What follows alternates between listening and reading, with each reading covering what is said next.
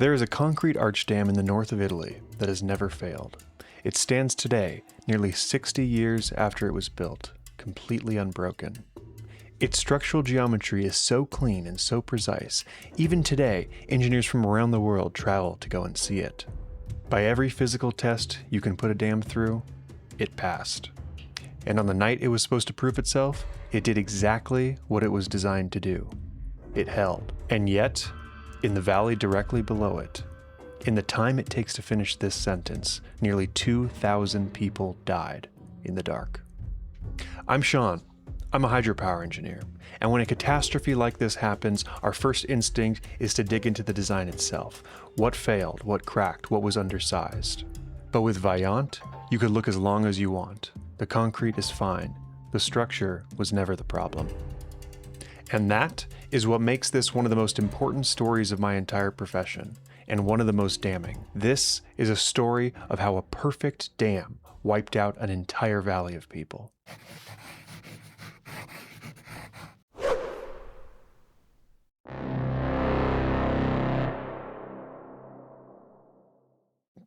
To understand why anyone built a dam here, you have to go back to the 1920s.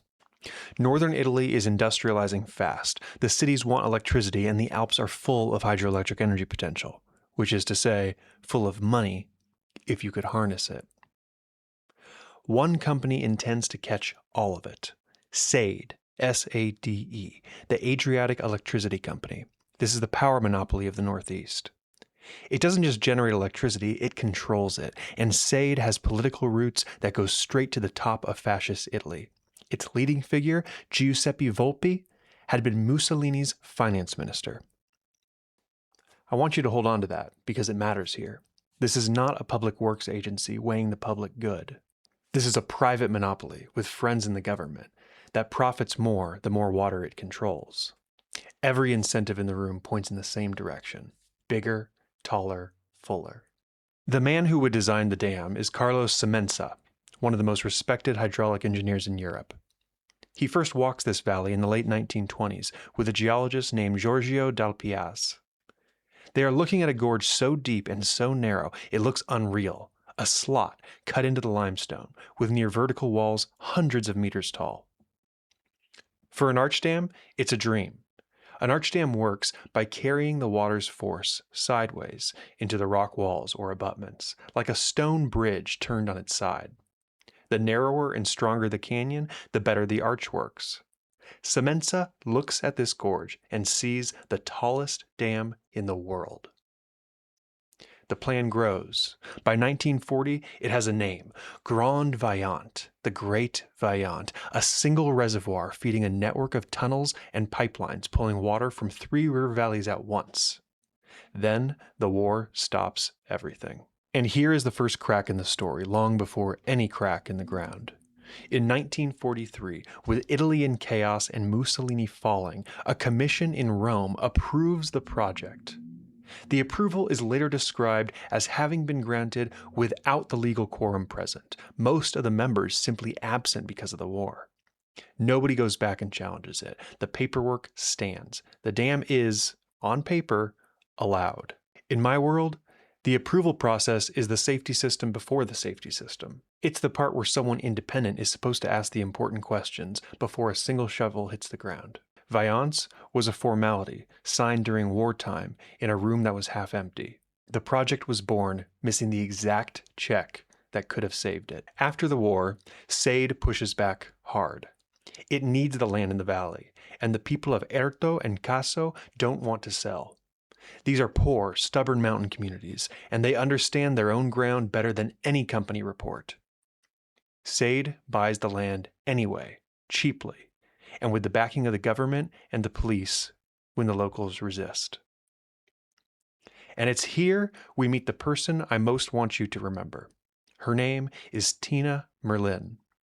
She grew up in these valleys. She fought as a partisan against the fascists in the war. And by the late 1950s, she's a journalist for the newspaper L'Unità, listening to the mountain people nobody else would listen to.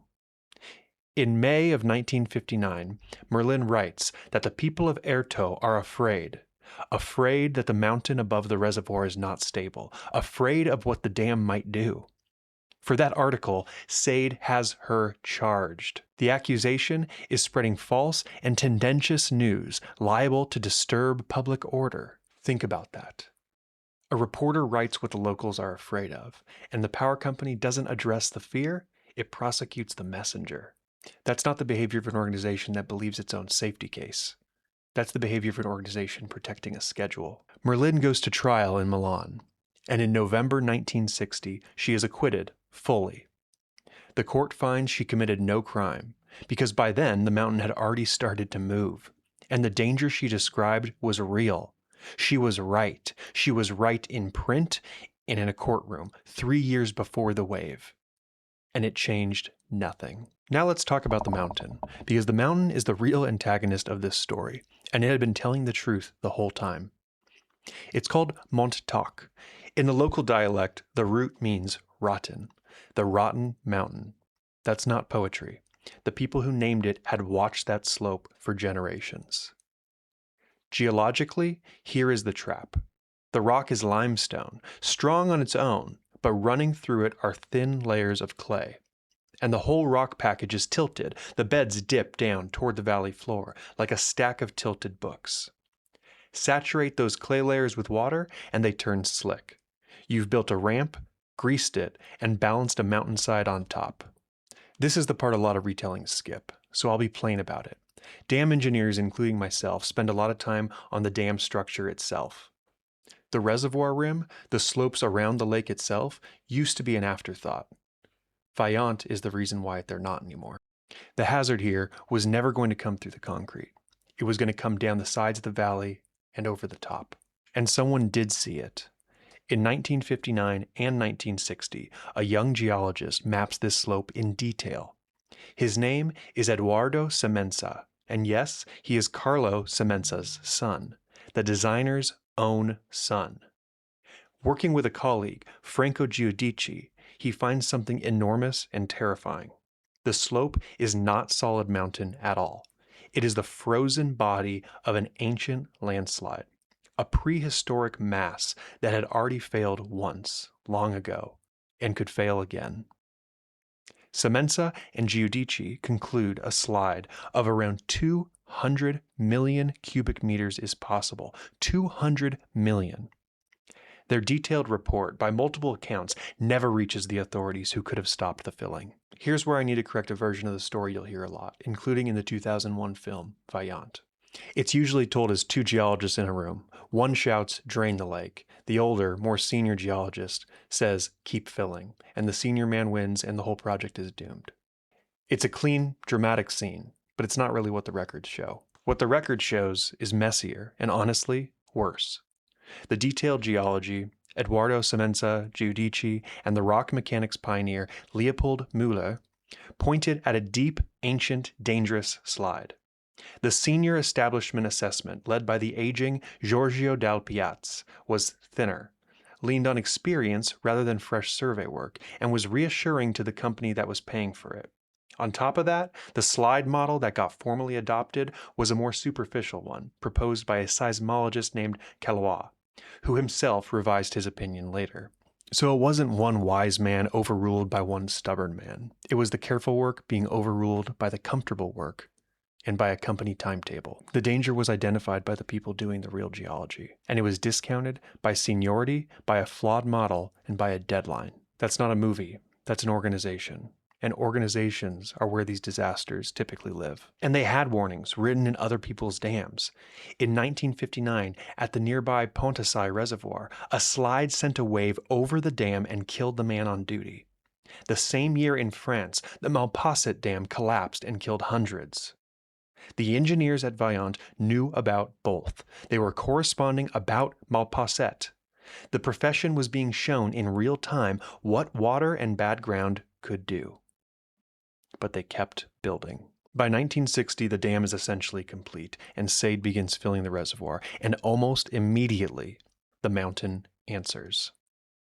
In October 1960, a fracture more than 2 kilometers long opens along the slope of Monte Toc. The instruments start to register movement. The whole mass is creeping, slowly, downhill.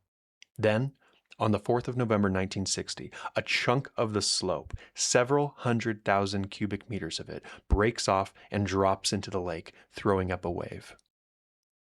The engineers respond by lowering the water level, and they notice something. When they lower the lake, the creep slows down. When they raise the lake, the creep speeds up. The mountain is talking to them in a language they could read on their own gauges. Stop and sit with that for a second. They had the cause and effect measured on paper. Pool goes up, slope moves faster. Pool moves down, slope calms. That is about as clear a signal as the ground is ever going to give you. The tragedy of Vajont isn't that nobody knew. It's that they knew the exact mechanism and chose not to respond to it. So they try to prove that they could simply manage it. A hydraulics professor named Augusto Ghetti builds a scale model of the reservoir, 1/200th of the real thing, and runs landslide and wave experiments. The model says a reservoir level of 700 meters above sea level is safe. The worst wave it produces is about 30 meters. Manageable. Reassuring. But look closely at what the model actually tested. It slid the eastern and western parts of the slope separately, never the whole mass at once. It used loose gravel, not a giant coherent block. And when Ghetti suggested more realistic tests, faster, more fragmented, more like a real failure, those tests were declined. The reasons given were time and cost. I have built and reviewed models. A model is only as good as the assumptions that go in it. They asked the model a gentle question and got a gentle answer, and then declined to ask the hard one because it was inconvenient. The real slide, when it came, would be 10 times larger than anything ever considered in that model, and it would come as one block, fast. They didn't model the disaster. They modeled a version of it that they could live with. And now the timetable. In 1962, Italy nationalizes electricity. SAID's whole world is about to be handed over to a new national agency, Enel. For SAID, there is a powerful financial reason to get this dam tested and certified as a finished working asset before that handover, because a proven dam is worth far more than an unfinished one. The man running the dam, an engineer named Alberico Biadene, understood the mountain was unstable, but by the accounts that came out later, he did not have the authority to stand against Count Vittorio Cini, the head of SAID, who wanted the reservoir tested at full level on schedule. So here is the real machine that killed the village of Longarone. Not one villain. A flawed model that said, safe, and a company deadline that said, now. A senior geology that said, don't worry, and a careful young geologist warning, sitting in a drawer. Every safety check that should have been independent was instead pointing the same direction that the money was pointing. That's the failure. The landslide was just the physics completing the sentence. There's one detail that tells you everything. In 1961, they dug a bypass tunnel, a tunnel to carry water around the reservoir in case a landslide split the lake in two. Hear that again. They built infrastructure for the landslide they were publicly insisting wouldn't be dangerous. They expected a slide. They just bet it would be slow and partial and survivable. It was none of those things. Through 1963, they pushed the level up one more time, chasing that test. By late September, the reservoir reaches its highest point yet, around 710 meters above sea level, and the mountain stops creeping in millimeters. It starts moving in centimeters a day, then tens of centimeters a day. The signs are everywhere now. Cracks open in the high pastures. Animals abandon the slope and won't go back. The needle on the gauge is climbing towards numbers that should have emptied the valley. And the engineers finally do the right thing, too late and too slowly. They begin to lower the reservoir, trying to ease the pressure on the slope. But you cannot drain a lake that size in just a few days. The water comes down a meter at a time while the mountain accelerates. They are losing a race they only just realized they were running. This is the cruelest part for me as an engineer. The people on site were not the villains. Several of them can see what is coming. They're watching the same numbers accelerating that I would be watching. But the time to act was years earlier, not at full pool, when the answer was inconvenient. By now, the mountain has its own schedule, and it doesn't care about theirs. At 39 minutes past 10 on the night of October 9th, 1963, the north face of Monte Toc lets go. Around 270 million cubic meters of mountain, not loose rubble, but a single coherent mass, slides into the reservoir at something like 100 kilometers an hour. The entire failure takes roughly 45 seconds. The rock doesn't fall into the lake so much as it slams the lake out of the way. It displaces a wave of perhaps 50 million cubic meters of water. Half of it climbs the far wall of the valley, 250 meters up the opposite slope, scouring villages off the rim above the dam. And the other half goes over the top. Around 25 million cubic meters of water lifts clean over the crest of the dam, a dam taller than any in the world, and falls 250 meters down its face into the gorge below. The dam holds. It does not crack. It does its job perfectly. And that perfect dam aims the entire flood straight down the narrow gorge at the town of Longarone. In the valley, it is an ordinary evening. Many people are inside, some watching a European football match on television. They get no warning that means anything. The air pressure hits first, a blast of wind ahead of the water strong enough to strip buildings. Then the wave. In about 6 minutes, Longarone is gone. Not damaged, gone. And with it, Pirago, Rivalta, Villanova, and Fe. The wave reaches villages it has no business reaching. Whole families die in their homes in the dark. The most cited figure is 1,917 dead. Other counts run to about 2,000, with hundreds of them being children. Many bodies were never recovered. The water carried them down to Piave, and they were never found. The morning after, a telegram went out from the dam to a colleague. It reported a sudden, enormous landslide, serious damage at Longarone, and then almost proudly that the dam had held up well. The dam had held up well. The whole disaster summarized in 6 words. They were measuring success by the concrete. The concrete was never the point. In the days after, SAID and the government reach for the oldest defense there is. They call it a natural disaster, an act of God, an unforeseeable tragedy.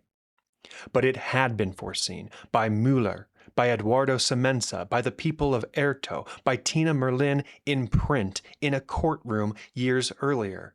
The act of God defense was an attempt to make a predictable thing unpredictable after the fact. There is a trial, and in a detail you could not invent, it is moved hundreds of kilometers south to the city of L'Aquila, far from the grieving valley, on the grounds that local feeling made a fair trial impossible. 11 men are charged.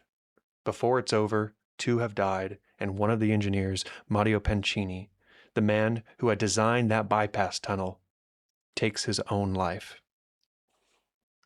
The verdicts crawl through appeal after appeal, and when it finally ends at Italy's highest court in 1971, only 2 men are convicted: Viadene, the SAID director, and a public works official named Censidoni. Their sentences are a handful of years, much of it pardoned. The final ruling lands roughly 2 weeks before the statute of limitations would have erased the case entirely. 2,000 people, and it comes down to 2 convictions and a handful of years served in comfortable conditions. The compensation fights for the survivors last to the year 2000. If you are looking to this story for justice in proportion to the harm, it isn't here. It was never here. And then something strange happens. The valley goes quiet. For almost 30 years, the survivors barely speak of it. Children don't ask. Parents don't tell. The very word Vajont nearly disappears from local speech. A whole disaster slides into silence. Until 1997. An actor named Marco Paolini stands in front of the dam itself and performs a single 2.5-hour spoken account of the whole thing, built in part on Tina Merlin's book. The book she finally got published in 1983, 20 years after the wave. It is broadcast live across Italy. 3.5 million people watch. Survivors said afterwards that he taught them how to tell their own story. The journalist who was prosecuted for telling the truth wrote the book, and 34 years later, that book is finally what made people remember. That's the long arc of Vajont. The people who were right early were punished, ignored, or forgotten, and they turned out to be the ones who saved the memory. Today, the verdict of history is settled, even if the courts never delivered one. In 2008, UNESCO named Vajont a classic example of a disaster caused by the failure of engineers and geologists to understand the problem in front of them. And more recently, the 25,000-page archive of the trial was entered into UNESCO's Memory of the World Register, so the documents themselves can never be buried again. The dam is still there. It was never refilled as a reservoir. The bypass tunnel they dug for a landslide quietly generates a little power to this day. And above it, the scar where the north face of Monte Toc tore loose is still visible, frozen mid-collapse, like the mountain stopped to take a breath. I started by telling you that the dam never failed, and that's true. So let me tell you what did. The engineering failed, at the place where engineers never used to look. The ground around the structure rather than the structure itself. The independence failed because every check that should have been honest was answered by someone with a reason to say yes. And the institution failed because a private monopoly chasing a deadline got to decide how much risk a valley full of people would carry. And the answer it chose was all of it. And here's the part that should matter to you in 2020, whatever. The reason a modern dam gets its reservoir slopes mapped, its abutments analyzed, its failure modes assessed by people who don't profit from the answer, the reason any of that's required at all is largely because of this valley. We did not learn reservoir slope stability from a textbook. We learned it from Longarone. 2,000 people wrote that chapter, and they paid the full price for it, so that we never have to ask the model the gentle question again. And the dam held up well. Remember what that statement cost. And that's the story of Vajont, a dam that did everything it was designed to do, standing above a valley that paid the price for everyone who decided that the mountain could wait. The concrete is still there, so is the scar. If this is the kind of story you want more of, the record read straight by someone who's actually done the work, then subscribe and please come along. I'm Sean, and this is the Hydraulic Record. Next time, on a project that I was personally involved with, the tallest dam in America, a spillway coming apart in real time, and 180,000 people in the middle of the night told to run. Come with me. See you next time.